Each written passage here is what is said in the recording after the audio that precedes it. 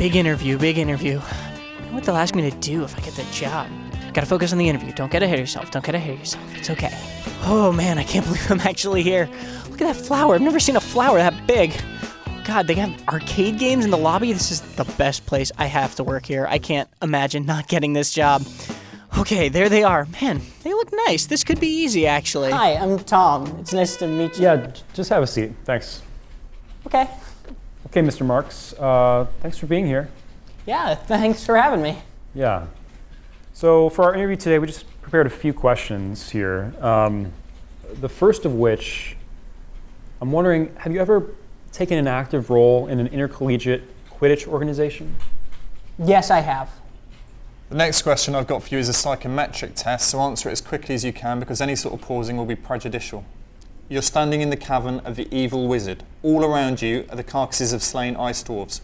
What do you do next? I would cut open one of the stomachs of the dwarves and hide in it for warmth.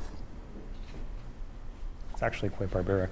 So other than being in the PC Gamer offices and meeting me, of course, what would you say is your greatest gaming accomplishment? I would say that's probably creating a bit of RAM within Minecraft. It's really complex. You have to use these redstone wiring along with redstone pistons and blocks, and if you kind of get them all to work correctly, you can actually save a bit of memory.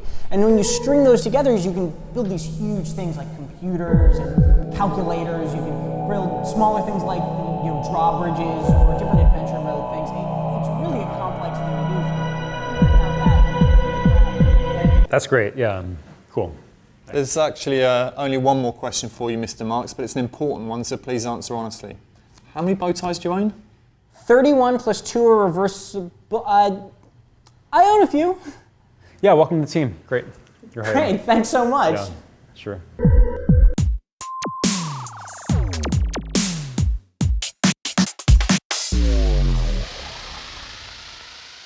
Hey Tyler. What's up? What? I have a present for you. What is that? Oh. GTX 980. 980. Can I have it? Can I keep it? No, is it mine you now? actually, you can hold it for like a minute, but I'm not gonna let you keep it. Oh, fine. But it's pretty exciting, right? Yeah.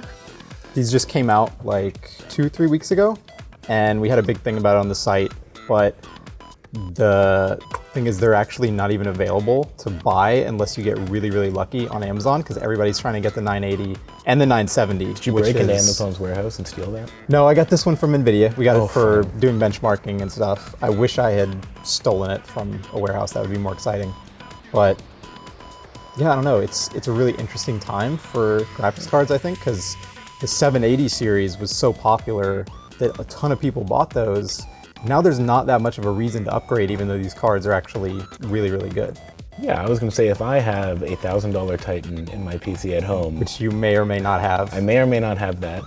I may or may not lock my doors. I don't know. Should I mean, what if you just bought a graphics card last year, a high-end card, should you be looking at this or should you just hold on? When Nvidia first showed these off, they were clearly trying to aim like the marketing at people who had a 680. They were doing tons of benchmark tests comparing it to a 680, showing like, okay, this thing has a clock speed of like 1100 megahertz, it's got 4 gigs of VRAM. They really, really improved their like texture compression and all this stuff so that it's a more efficient card, even though it runs at like a lot lower power. It only has 2 6-pins. And it's like 200 watts basically is what it draws. I had to get a new power supply when I put that Titan in because yeah, couldn't handle this thing. Super low power, super cool, and still faster than the 980. Or sorry, this is faster than the 780, faster than the 780 Ti even, which they were selling for 500, 600 bucks. Yeah. But it's not that much faster, right? It's more power efficient, but if you just bought one of those cards, there's no reason to upgrade to this. So that's why they're trying to say if you have a 680 or maybe if you have a 580, you're gonna get a card that uses less power, but is actually way, way faster. Yeah, there's nothing more disappointing which happened to me than not thinking about your power supply and getting home with a new video card and then finding out that you'd have to go back to the store because you made a terrible mistake. I made the same mistake once with my case. Instead of power supply, I bought a new graphics card, wouldn't fit in the case. So I had to build a whole new computer basically after that. That wasn't my finest moment. These things though, really, really impressive for their size and the amount of power they use. Obviously the aftermarket like MSI and Asus cards, they do their own tweaking to them, right? They put their own coolers. Some of them will draw more power. The benefit of that is you can clock it higher, and the speeds are super impressive. You still probably want 2 if you're trying to game at 4K, but nobody's really doing that. Yeah, 4K is still a pretty tough sell. We're messing around with it. Most people aren't. But even with like in SLI2 high-end cards, like with max settings on modern games, we're sometimes getting like, under 60 for sure. So yeah, it's still tough. hard. I mean, some of the benchmarks are really demanding, and when you're trying to play a game like Metro Last Light or something, it can still like really put these through paces, but it's impressive how much they can overclock. You can overclock them to like 1500 megahertz, something like that. They're great cards, but I'm really wondering how many people are going to want to make that jump from this, the 780 Ti. Nvidia is like killing off that whole product line basically, because they really want people to upgrade to these. If you already have one of those cards though, you'd be better off buying another one on the cheap. So it's a little faster than the 700 series, but I mean, are they pushing new technology with it? I think I saw some new anti-aliasing tech and stuff like that. Yeah, that they're going to roll out to their older cards, I believe. They were talking about this stuff called voxel global illumination. That's basically a new lighting system. They're working with Epic to put it in Unreal Engine 4. It looks really cool. We're not going to see it in games for a couple years. And who knows if it's going to really take off. And by then, if you want one of these, there will be a new series. So it'll be cheaper. Yeah, like the thing is, if you don't want to go all in on these right now and buy 2 of them for that really high-end stuff, there's no point in getting one and just saying, oh, I'll get another one later, because whatever they put out next year, it'll just be another step up. There's always another step up. But as of right now, they're really killing AMD. This thing costs $550. It's a pretty good price for a high-end card. The 970 is really the exciting card, because if you overclock it, it's just as fast as this one is at the factory clocks, but it only costs $330. Oh, wow. It's absurdly cheap, and that's why no one can find them on Amazon. So would you then recommend the 970 over this? And the 980? Yeah, so when I did the graphics guide for the site, the 970 was like the clear average person choice, right? You can still run games on Ultra if you're playing at 1080. Even 1440, you can handle most games on higher Ultra. It's such a good card, and all the aftermarket companies are actually like putting really good coolers on them and making them faster. That's the one to get, but in general, like the 900 series stuff is super exciting. AMD had to slash their prices, and hopefully they have something coming out that can compete, but right now this is kind of the only game in town. Nice. But I can't have it. Fine. Have fun, Wes.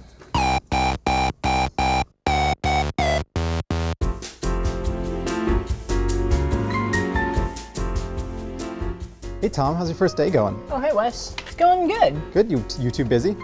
No, what's up? You want a job? Sure. All right. Well, you're in the big leagues now. I need you to test all of these mice for left-handed use. They're a huge part of our audience. This is super important. I'm not aren't you left-handed? Also, I'm gonna need you to cover our VR beat. You've gotta be wearing this Oculus Rift headset while you're testing these mice. You've got 3 days. We're on deadline. This is important. Wait, so you want me to test the mice while I'm Same time. Is that possible? I don't know if I'm gonna Not my problem, fresh meat. Oh, okay. Also, you may need this.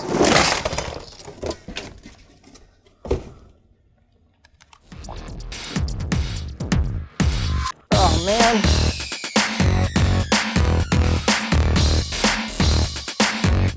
Oh, man.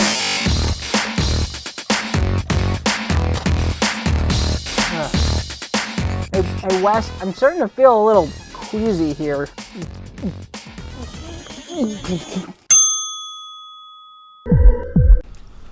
Hello, my name's Tom Senior. I'm the web editor of PC Gamer. I'm joined today by resident Alien expert Andy Kelly. Hello. Andy, if you had to give Alien, the film, a score out of 100, what would you give it? It's beyond the scale. mere numerical scoring. It is, one of my favourite films of all time. And you gave Alien Isolation, which we're looking at right now. Yeah. Well, that is scoreable. I give that 93%. Yeah, so, which is so it's not score. Not as good as the film, obviously. Very few things are, but a very close approximation of the film. closer than anyone's ever been before. I think the one thing that really surprised me about reading a review and other reviews is that it's so long, and they've managed to kind of fit so much variety and stretch out this concept. That's a very divisive topic, that, because some people have said that the game is too long and that it repeats the same thing over and over again, which I didn't find at all. If you've read the review, you know that one of the main things I praised was the fact that it constantly shuffles things up. So whilst essentially you are just being hunted by the alien for 25 hours, the circumstances change, which keeps it interesting. So it kind of limits things, or it takes things away. To say specifics would spoil story moments, but there are moments where an item or a technique you've been relying on will suddenly be taken away from you, which just it's constantly shuffling around the gameplay, which for me kept it really engaging all the way till the end. I didn't get bored once. I think there's playing about 5 hours into it, and the alien hunts you in different ways. Like its techniques evolve. Like it will start pulling you up into vents after a while, and that introduces a new threat. And suddenly you start getting levels, as we'll see in this video, like where there are humans around as well as the alien, and then you get some really interesting scenarios with this advanced AI they've designed for both humans, aliens, and androids. By mixing up the enemy types, that again throws more things into the mix. So as well as having to worry about the alien, you've got humans who will shoot on sight.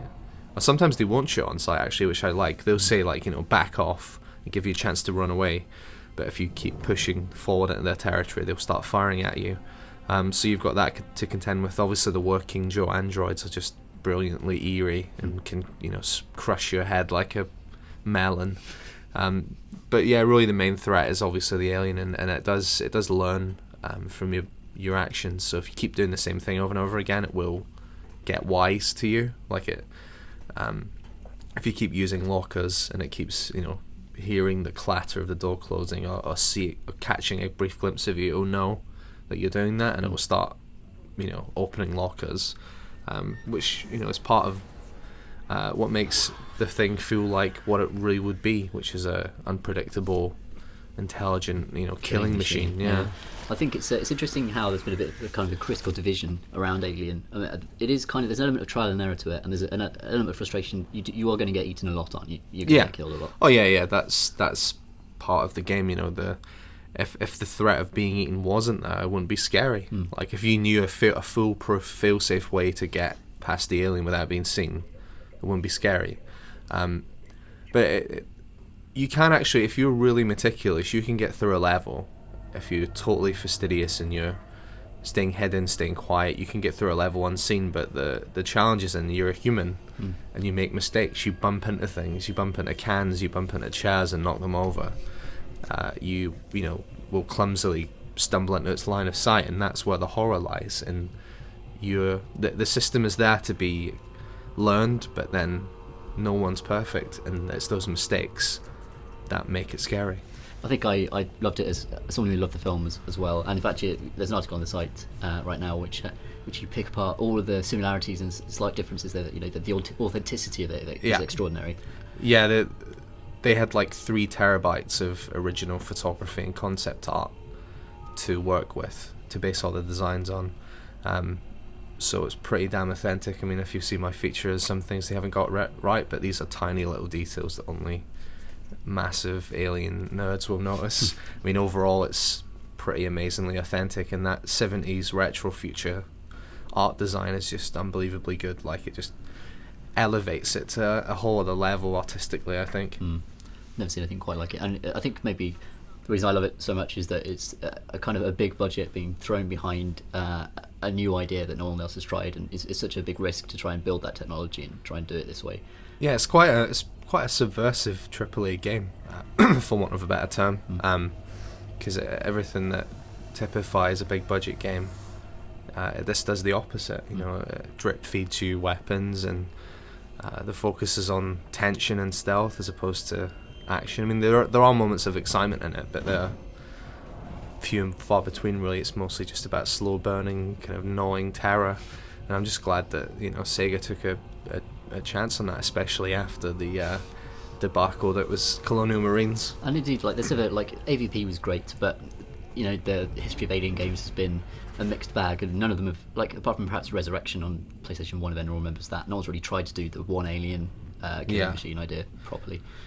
But it seems to have turned out fantastically well. Yeah, I think just by stripping what made Alien so powerful in the original film, I mean, the concept got diluted in following films and got overcomplicated by adding multiple aliens to the mix. But just by stripping it right down to that idea of one predator that has the power to wipe out an entire, you know, crew, potentially civilization, like one xenomorph could probably wipe out like all of Britain. Yeah, you know, that's definitely take out Bath. Yeah, definitely. We wouldn't stand a chance. The cheese shops would be the first to go, and then so I think just by capturing the elegant, simple essence of Alien, they've made a game that finally sort of does justice to that brilliant film. Fantastic. So, if you enjoy stewing in your own fear, play Alien Isolation. Definitely.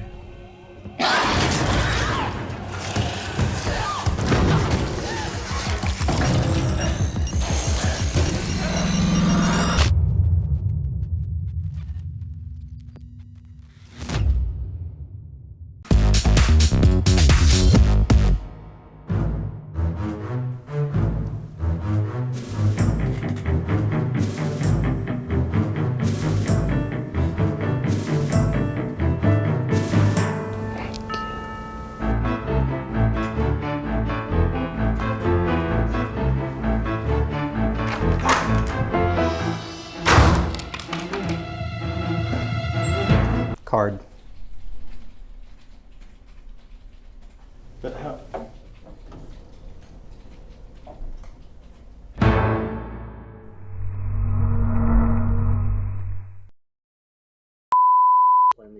It's tasty. Nope, you dropped too low. Gotta do it again. It's hard not to go that low. That's like my natural throw up instinct, you know? It's, I'm not like, oh, I gotta throw up. I'm gonna stand 2 feet back from this trash can. I'm like, first time on the show, I'm so excited. Nope. Dropped too low. Really, again? Yeah, you gotta try and find it. This is your bloopers right here, man. Yeah, I know. Ugh. That was way better. Think it was good? Yeah, let's do one more for safety. One more for safety. This time I want to like really pack your mouth full of oatmeal. Dude, we got one, right? Yeah. With that. All right, that's fine.